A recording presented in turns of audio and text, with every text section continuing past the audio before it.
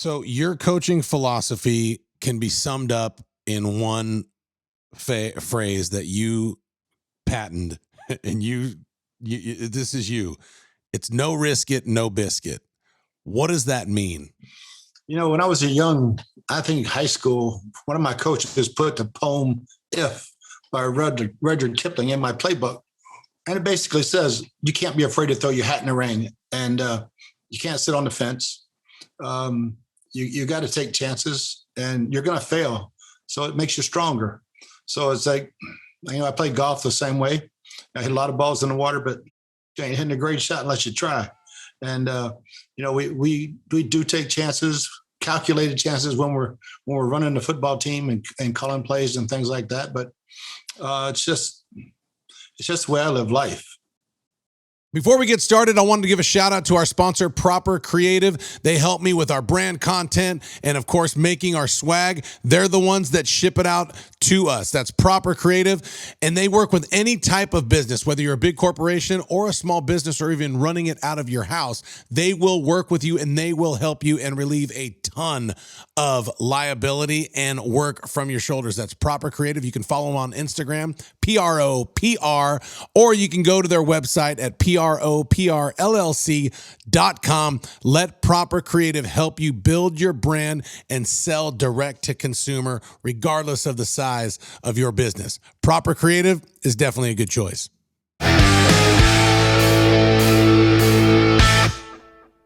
Welcome to another week of Level Up with Matt Rogers. I am your host, Matt Rogers, and with me as always, my man Eli Adelman. Yes, sir. Engineer, the man, the myth. And we're going to get right to it. You see, my gear is different today because I'm branded. I'm representing.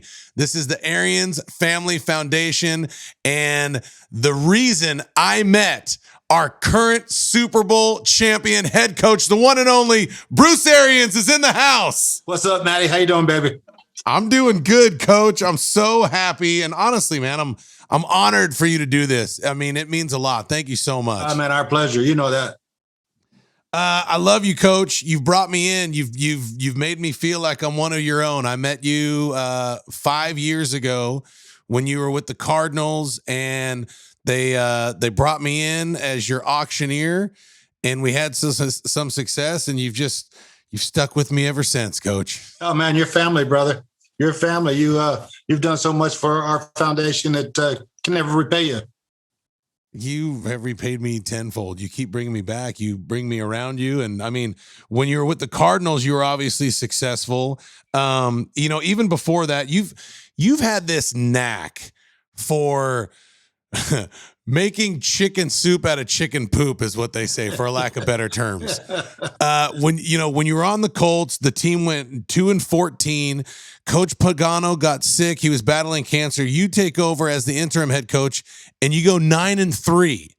Like, how does that happen? I mean, I have so many questions for you, but like right there, what was it like that? Like, how do you do that?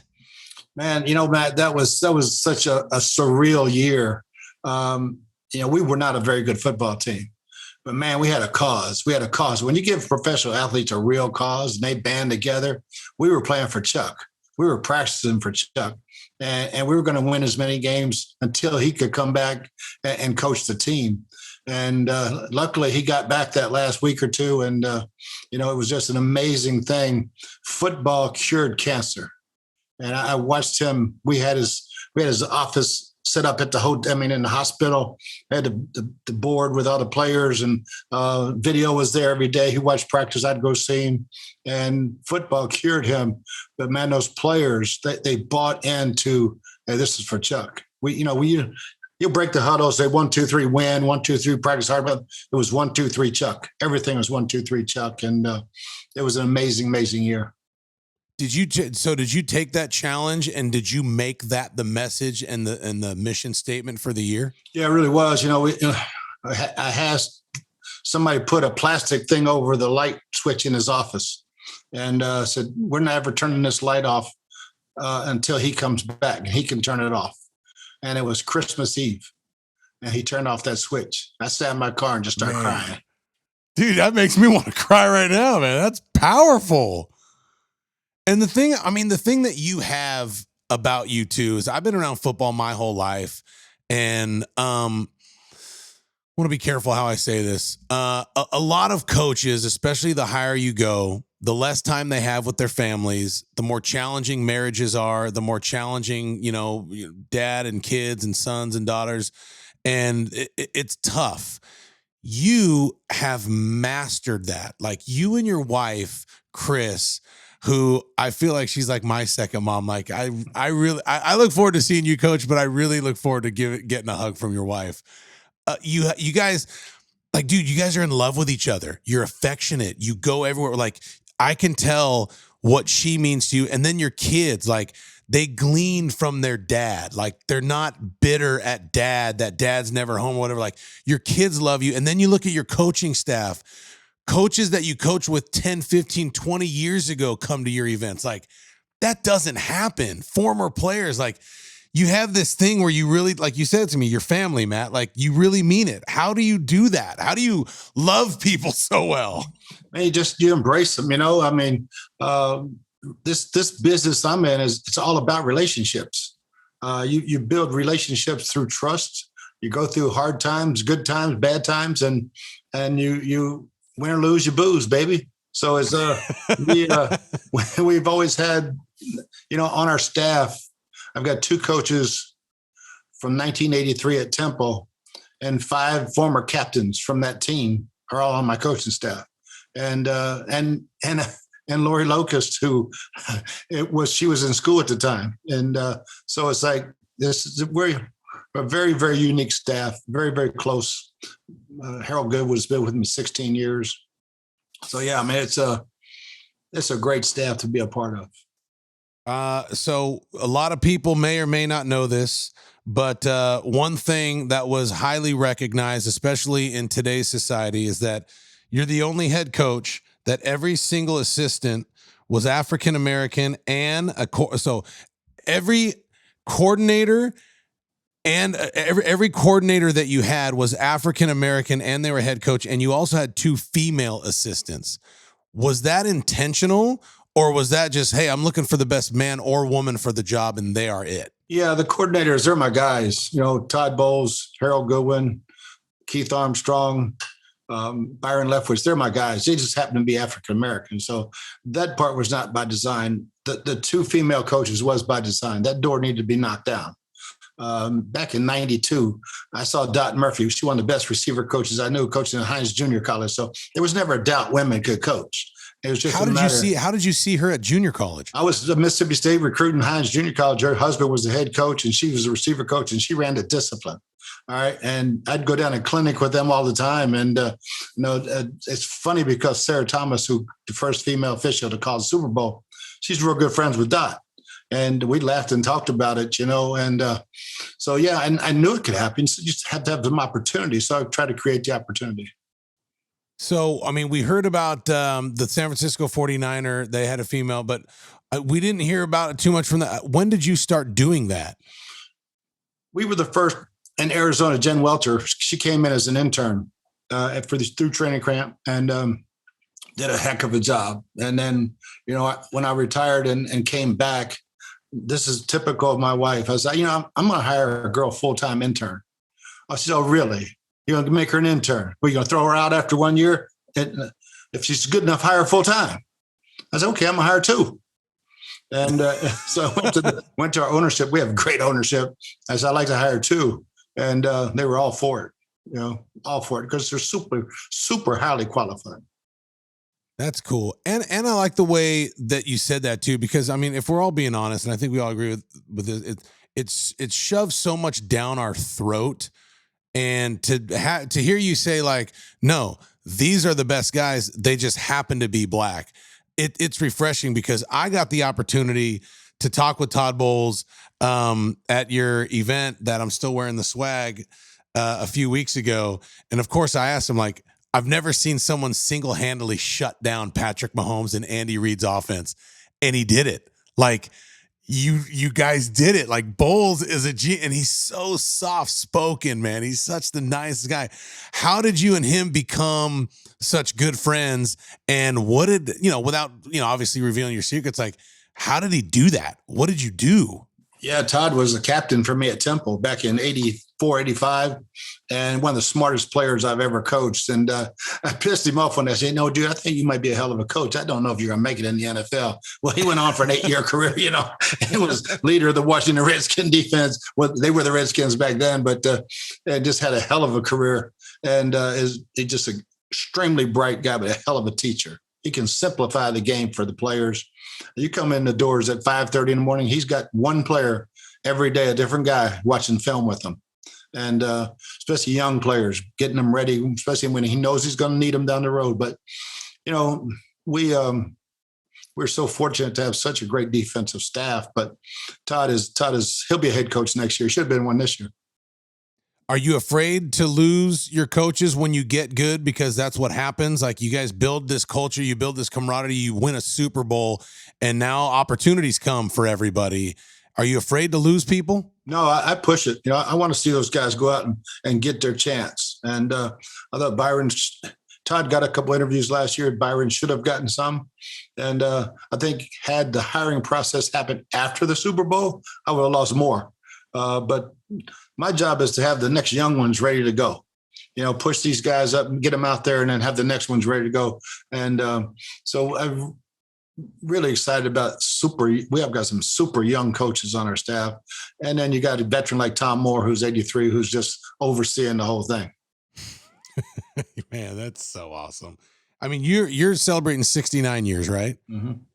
You are the oldest coach to ever win a Super Bowl. Congratulations. Thank you, brother. Here's why that's such a big deal, is that for me, it shows your resilience and your perseverance, to where most guys, and you're such a young vibe. Like you already know this, coach. I don't mean to patronize you, but you're the freaking coolest guy in the room when you walk in, right? I mean, just from your look, your swag, the way you carry yourself, and then you open your mouth and you talk, like you're just a badass in every sense of the word. Like I'm not 69 unless I look in the mirror.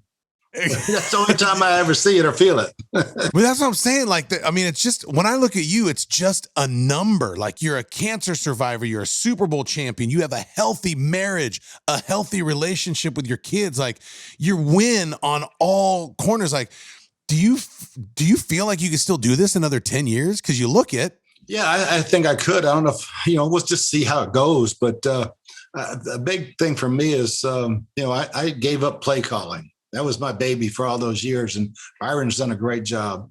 Hopefully, I've got another young one ready. If I were to lose him, I'd have to really think about it. But I think I've got a number one. But I'm excited. I'm having so much fun. It's amazing.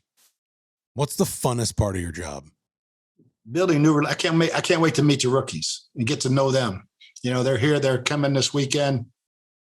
And we'll have rookie mini camps the first time to really get to see them, meet them, and start building next year's team. Super Bowl's over. That was last year. That team, this team hasn't. That team won the Super Bowl. Mm-hmm. Okay, so I want to ask you this when we're on that subject. We talked to one of your adversaries back in the day. You were a Cardinal. They were Seahawks, and Cardinals and Seahawks did this. Pete Carroll and Bruce Arians did this. Assistant coach, who's a friend of mine, Pat Rule. We interviewed him. He said after they won Super Bowl 48 and they dominated the Broncos, the next team, their problem was that in Super Bowl 48, it was about the team. Then guys got the egos. Then guys got it. He goes, and that's what kind of, he didn't say fall apart, but that was the challenge moving forward. I think, correct me if I'm wrong, you're the first coach in history to have all 22 starters from a Super Bowl come back, right? Yeah. So A, how did you do that? And B, how are you going to make sure that stays together? Because people were just wondering about the Bucs last year, and then you entered as a 5 seed. Now everyone's talking about the Bucs. You're one in every single category. How do you make sure you hold true to that, and what's the pressure like? Yeah, keeping the group together. Jason Light, Mike Greenberg, Jackie Davis, and man, they did an unbelievable job working that salary cap. And the guys didn't want to leave, but you still got to pay them. They're not coming for nothing. You got to pay them. There's no hometown discounts, but they had a great bond. I think the pandemic last year even strengthened that bond. What they had to do for each other to give up, sacrifice so much of their families, going out, doing it. You went to work, you went home, you went to work, you went home. That was it. And so I think that bond is so strong. They want to stay together. And those guys did a great job. And now my job is to kick the shit out of them. When they get back here, just to remind them, we haven't done anything. We'll have our ring ceremony, we'll have our ceremonies. But then this team, we know what work is. And if I'm not seeing the quality work, we've got enough leadership to say, hey, we're not working hard enough. So your coaching philosophy can be summed up in one phrase that you patented, and you this is you. It's no risk it, no biscuit. What does that mean? When I was I think high school, one of my coaches put the poem "If" by Rudyard Kipling in my playbook. And it basically says, you can't be afraid to throw your hat in the ring, and you can't sit on the fence. You got to take chances, and you're going to fail. So it makes you stronger. So it's like, I play golf the same way. I hit a lot of balls in the water, but you ain't hitting a great shot unless you try. And, we do take chances, calculated chances when we're running the football team and calling plays and things like that. But it's just the way I live life. Yeah, you do. When you came to Tampa, your first season, 2019, the bad news is y'all went 7-9. The upshot for me was, and obviously as a fan watching you and just having that personal relationship with you and wanting you to win, you know this better than anyone. You went 7-9, but you could have so easily gone 12-4, 13-3. I'm a Titans guy. I live in Nashville. I was at the Titans game. You should have won that game. My point is, because that was a good team. How did you think that team was going to come back? Like, when did this Tom Brady, Gronk, Antonio Brown, when did that come to fruition? Did you know that was going to happen, or was it just piece by piece? No, it was piece by piece. I mean, I really liked our ball club, and I took, one of the reasons I took the job, I thought Jameis had a really good future, and no one's out going to work Jameis Winston. He is a fun joy to coach, great kid. But the interceptions kept happening. We knew we had talent, but when you have a losing culture, you find ways to beat yourself. Penalties, missed assignments, critical plays. And like you said, we should have been 12-4 talent-wise, but we really didn't believe it, and then so we had to look behind door number 2. And behind door number 2 is Tom Brady, who's going to think Tom's leaving New England? Nobody, right? And did you know before the rest of us, like, I can get Tom? Yeah, we had the initial talks, and he was super excited. He knew everything about us. And I was like, hey, we got a chance at this. He's going to leave. He's going to leave, and I think we got a great shot. He wants to be warm weather. He loves Florida. It's on the East Coast near his son, and he knew every player on our team, knew every coach. So Tom does his homework, and so he was. And I knew it was going to be a chance. And then obviously we get him. He brings up Gronk. I'm going, Gronk, man, he's wrestling or something. Is he in shape? Does he want to play football? He said, no, he's in great shape. He wants to play. I said, okay, we'll swing this trade, not knowing what we're getting, and it took Gronk a little time to get back into football shape, especially Florida football shape. He's got a great story on that one. And, then Antonio was just late, had that suspension. Mike Evans is playing on one leg. Chris gets a concussion. It's like, it's week 7. Jason, we got to look into this, man. We got a good football team. We need some insurance in case we lose one of these top guys until, because with COVID, the rookies, Tyler wasn't coming as fast as I hoped because he didn't get to practice. Scotty was injured. So we signed Antonio. He came in, he was a model citizen, played his ass off for us. And so it just continued to put those pieces together. But, man, with no spring practice, no real training camp, it was hard. this team just kept evolving and building as the season went. Let me ask you this question. This is going to take some transparency and maybe a little, you know, most people don't like to talk about themselves or say something good, but I'm going to ask you this question. Do your player, like, having 22 starters from a Super Bowl championship team has never happened before.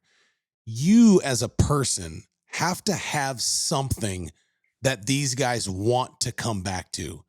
I think of guys like Antonio Brown, who I've never met. I don't even know. I saw what was going on a year or two ago, and I'm like, this guy's completely lost his mind. And you gave him a chance. Like, you're resurrecting life back into his everything, family, career, everything. Do these guys, do they say, thank you, coach? Thank you for giving me another chance. Like, I'm here because of you. Like, you know what I mean? Like, I think about, you know, four African-American coordinators and head coaches, 2 females. Like, do these people tell you, like, thank you for what you're doing? Yeah, it's just we're all in this together, you know, and you have to have a relationship with players. I'm really, really hard on them now.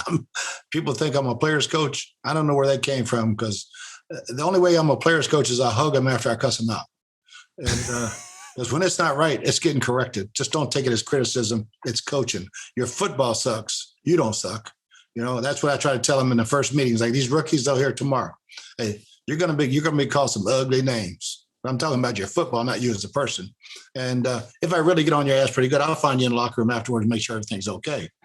But that was Coach Bryant, man. He taught me to say, look, when you coach them hard, hug them later. And it was like, yeah, that's been the mantra ever since. But yeah, I think our players love being disciplined. All right, they want to know there's no gray area. All right, this is how it is. This is the way it's going to be.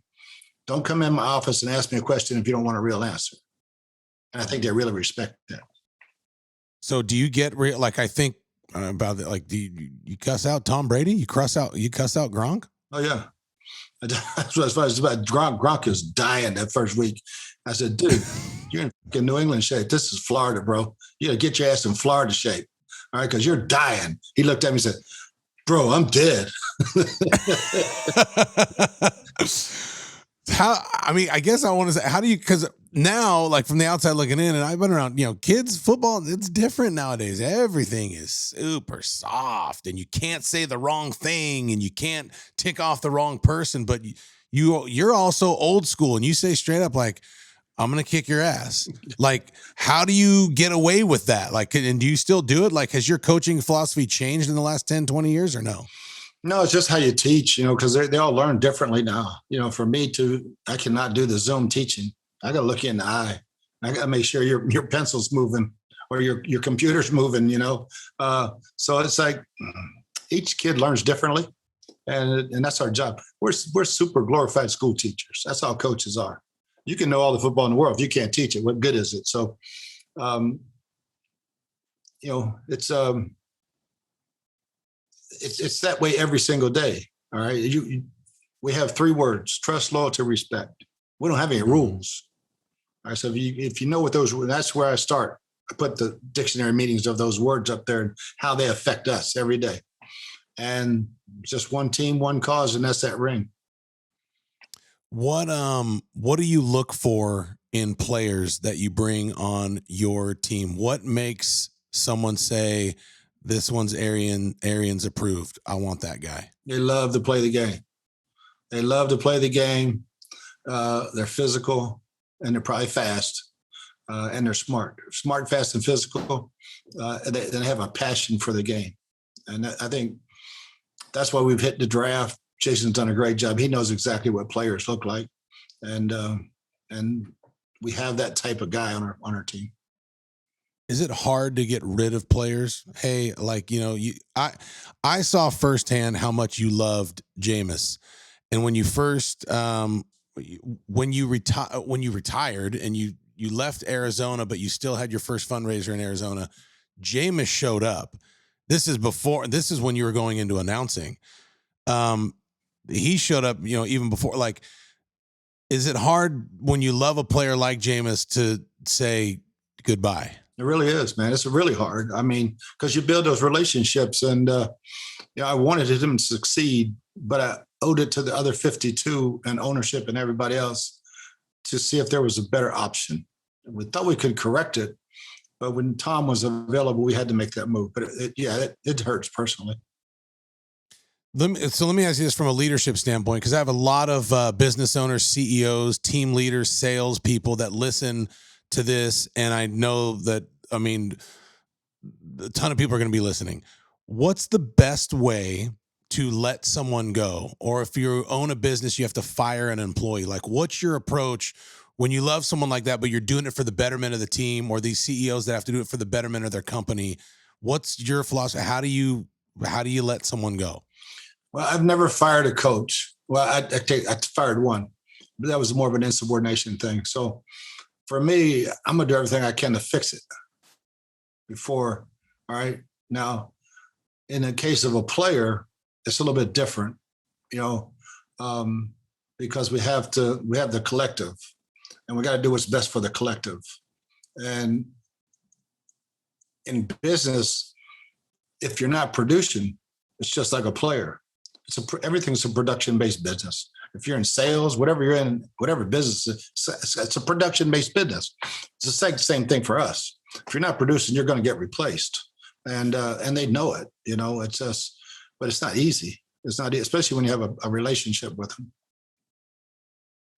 For you, I think arguably you are a future Hall of Fame coach. Just everything that you've done from a coaching standpoint, putting your staff together, loyalty, and then obviously, wins and losses and championships. I think if you win the Super Bowl this year, you put your stamp on the Hall of Fame. But either way, I think you're in. I'd say that to say this. Was there ever a point in your career that you wanted to quit and you said, I'm not a good coach, or this isn't for me? Did you ever want to give up or think that this wasn't for you? No, all the times I got fired just pissed me off more, because I got fired 9 times. So we'd load up and move, and people don't realize what that does to a family. Like, I'd walk in 3 Christmases in a row. My daughter's 9th grade, 10th grade, 11th grade year had to say, "Babe, we're moving." All right, we just got to let go. Now, Jake, he got to go through high school, win 2 state championships, and go to college before we hit that rough patch. And so it's hard on families, but I never thought of quitting ever, because this is what I love to do. Now, when I retired, that was more the family and cancer. Jake hitting 40, that hurt. That hit me hard. How the hell can you be 40? And then that third bout with cancer was, okay, it's time maybe to give this up. When you have to look your wife and your kids in the eye and tell them we're moving, I got fired, as a man, does it make you, I mean, I don't know how to say it. Does it make you feel like you lost, that you're a loser? Like that? Oh, it's hard, brother. It's hard. It's really hard. Now, God bless my wife. She'd always figure out, we've got a couple of times, it was a long stretch before the next job, but she would always have the kids excited about where we're going next, and so it was just amazing what she did. But yeah, I mean, it's never easy. I kind of screwed up because I think my son would have been a hell of a coach. And, but I got fired at Alabama. He was at UAB. I made him come clean out my desk at high noon and walk out in front of the press and help me clean out my office, so he got a real good taste of what it was going to be like. And he said, I'm never doing this to my family. So, but I probably screwed up because he'd been a hell of a coach. Jake's the man. I love Jake. And I can tell how proud you are of your family. Do you think, I mean, is it too late for him? Would he ever want to be a coach? Yeah, I think it's too late now. He's got so many things going on, too many good things going on to jump in this business now. Okay. So when you're down and out like that and you have to tell your family, how do you encourage yourself? How do you bounce back? And time goes by, you haven't gotten another job offer. You're coming off of being fired. Like most of us in life, in our job, if we get fired once, we have an identity crisis and we go like, oh my gosh, how am I gonna get through this? I'm such a loser. I'm this and that. You've been fired 9 times and you come back and you show them all and win a freaking Super Bowl. How do you encourage yourself when you're so down and you've been fired? You got to tell your family, hey, not only did I get fired, but we're moving again and I don't have a job. Yeah, I mean, I got broke in my first year full time. Bought a house, had a baby, and got fired. So it's like year one, here we go. Where was that? At Virginia Tech. And, Danny Ford had left and went to Clemson. I got hired full time and thought we'd be there forever because I thought Jimmy Sharp was one of the best coaches I've ever known. And we got let go that year. So it's like, okay, we're going to be in the bar business or we're going to get in the coaching business. So, we moved to Mississippi and, you get let go for certain reasons. Sometimes it's not, and you have a strong belief in yourself. And I never wavered that, we could do this at a very high level. I was the only head coach in America. It lasted 6 years. I was going to the hospital 3 days a week. So it was time to get my ass fired. I was having migraines like crazy. I got fired and I've never had another one. So and stress will eat you like that. That's crazy. So you had battle migraines every day. You got fired and you never had another one. They went away. Yeah, they were gone. It was all stress. Wow. And I got the job with Marty Schottenheimer with the Chiefs, and we were winning. And Marty decided he was going to make a change offensive philosophy and let Joe Pendry, Howard Mudd, two of the greatest coaches in the world, let them go and me. And so it's just, hey. You learn. He said, "You're a great coach. You're doing a great job." But I'm just changing faces. It's like, okay, this is. I would never do that, but yeah, bounce around till you find the right one. How come you've never fired a coach? Because I'm sure there's certain coaches that are better than other ones, but like you said, you've never fired a coach. Why? Unless you did something egregious, my job is to make you a better coach. I'm the head coach. So if you're not succeeding in a certain area, my job is to teach you how to do it and fix it. Now, if you got in a fight if you did something crazy, you'd have to fire yourself. Really, I'm not going to do it. But so that's just the way I was raised with Coach Bryant. 2-part question. First question is, who's the greatest coach you've ever had and why? Jimmy Sharp. Jimmy Sharp was amazing. He came in my 5th year at Virginia Tech, and he had an ability to make us believe that we could beat anybody, any day, anywhere. And we were terrible. But we went on the field every time we took the field thinking we were going to win the game. And he was just an unbelievable communicator, made the game very simple. Still, I owe him everything today. He got me started in coaching. So yeah, it's beat Jimmy. So my second part of this question is for you, now that, you're the head guy, you're the man, you've brought on people, given them opportunities, give them jobs, developed them, made them who they are. In your opinion, who's your greatest prodigy? Wow. Well, up to this point, it would have been Todd Bowles, and I think he'll be one, but he was already a good coach. He was with Parcells and it was already good. I think getting Byron into coaching and watching him grow as a coach, and he's just going to have a hell of a future, would be the one right now. Byron Leftwich, man. I remember watching him when he played for the Jags. He's a freak of nature. He's so big, dude. Even when you stand next to him, he is big. What makes him great? Why are you excited about him? He's got a great knowledge of the game. He played the game at a very high level. You just think of Byron when he broke his leg and the linemen are carrying him down the field and he won't come out of the game in a 2-minute drill and throwing the next pass. They pick him up. They loved it. That was their leader, and he's still that today. He's a great communicator with the players, great teacher, wealth of knowledge of the game and studies the game. So yeah, he's got a bright future. Let me ask you about Todd Bowles. How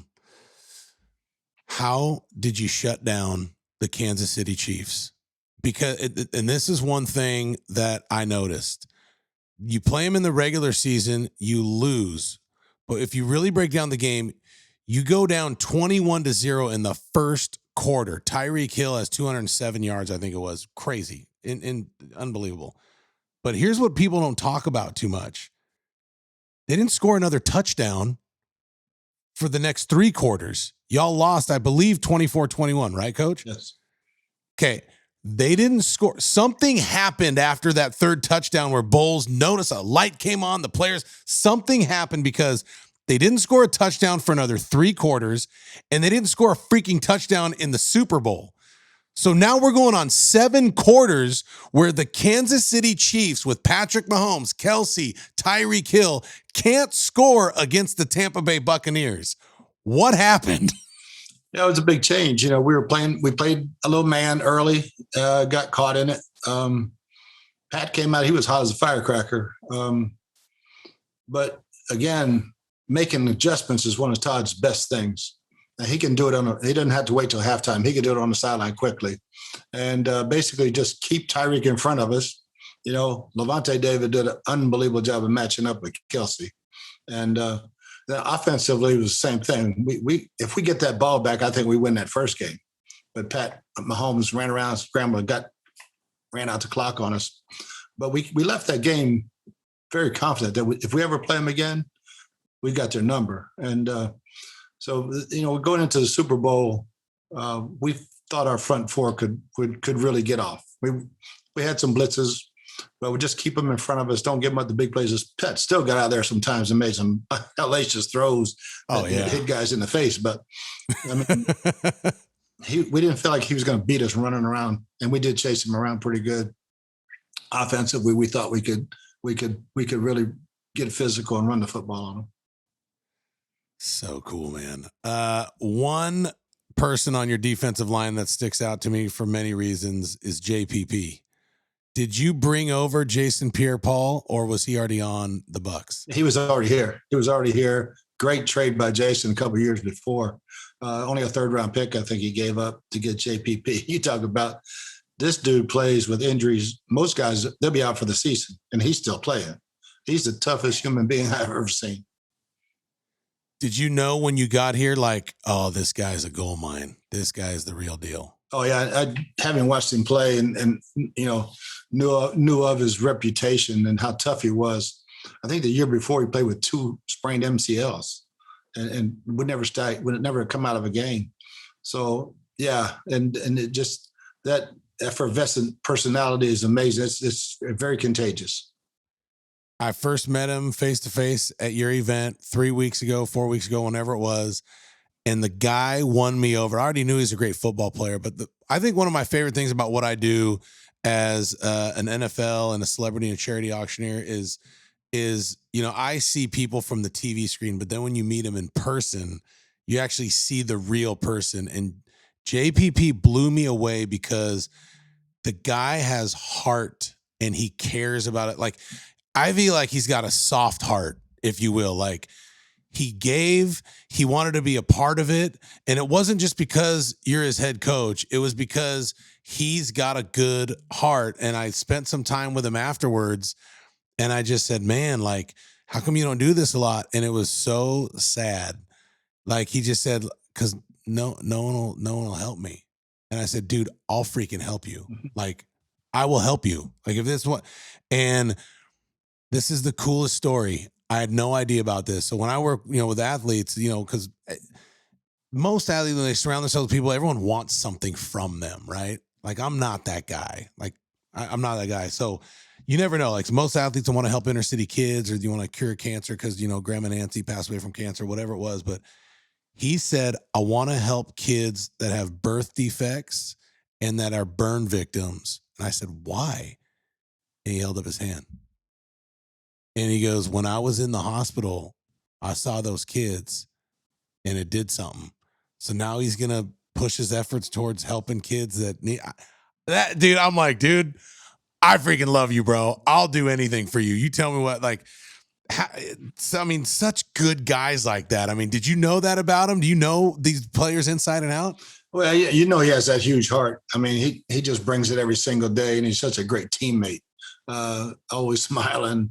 And we've got, we have such a great cast of of guys like that.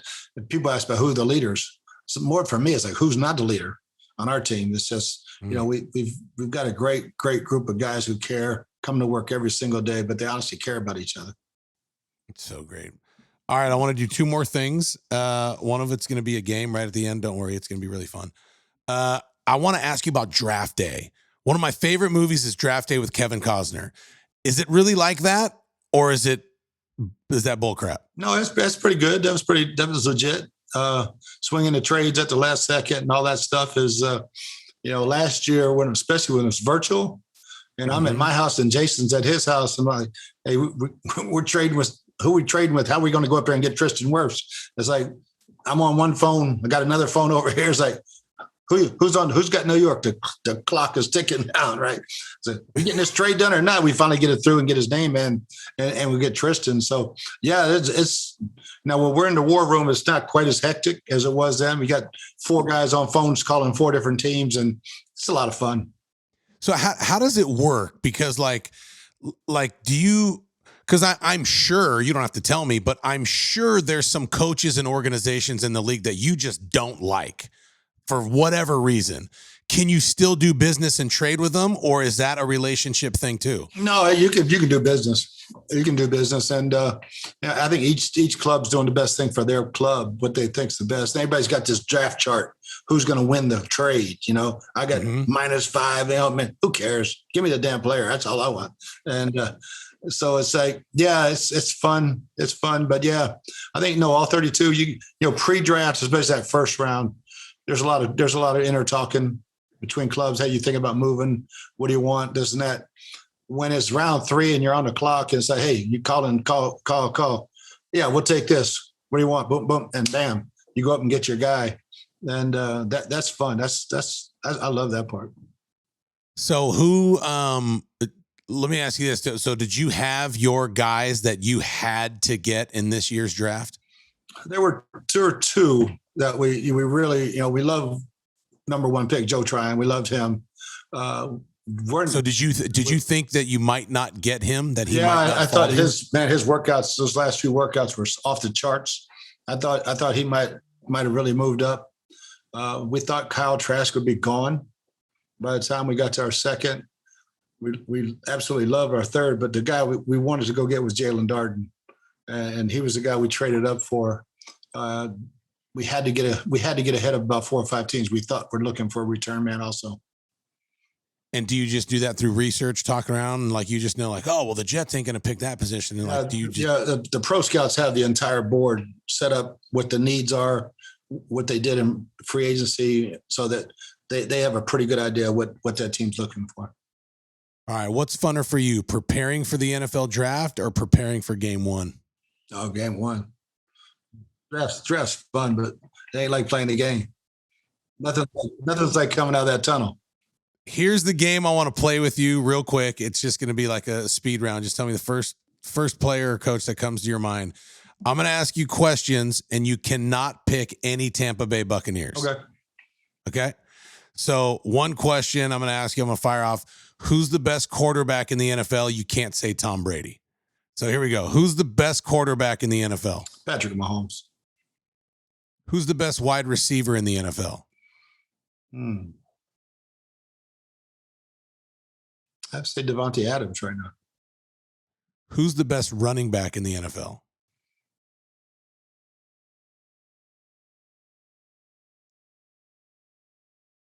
That's a tough one.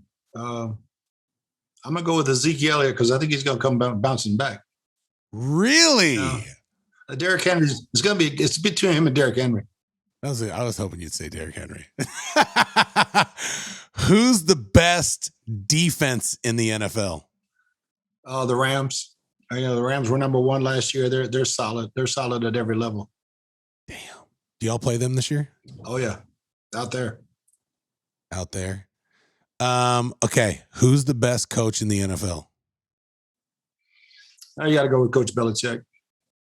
He's just done it too long, too at such a high level. Much respect. You don't have to answer this if you don't want to. Who's your least favorite team in the NFL? I'm gonna keep that one to me. All right. Well, that's fine. So let me ask you this before I let you go. I always ask our guests to leave one nugget, one quote, one thought that would level up our listeners. What would you say to inspire, just help our listeners level up? You're a coach at the highest level, future Hall of Famer. You're coming off of one of the most exciting Super Bowls and arguably the most exciting Super Bowl runs in history. How can you help our audience level up? What would you say? Well, like I told all my nieces, nephews, granddaughter, don't let college screw up your social life. All right. So don't let your job ever come in front of your family. And you've done that well. It took a little while. But yeah. I can tell. I love you, Coach. Thank you so much for coming on Level Up. Who's the best auctioneer on the planet? Oh, Matt Rogers, no doubt, baby. Any chance that Julian Edelman's going to be a Tampa Bay Buccaneer? None. Oh, all right. I love you, Coach. Thank you so much. All right, brother. Thank you. You were the man. There we go. Bruce Arians, head coach of the Tampa Bay Buccaneers, Super Bowl champion in the house on Level Up. Thank you so much. If you've enjoyed this, please share it, like, subscribe, give us a 5-star rating. And again, the Bucs, I mean, they didn't lose anybody or anything, and they're coming back as the number 1 seed in every category. It is going to be a fantastic year. Thank you so much for all of you who've listened to another week of Level Up.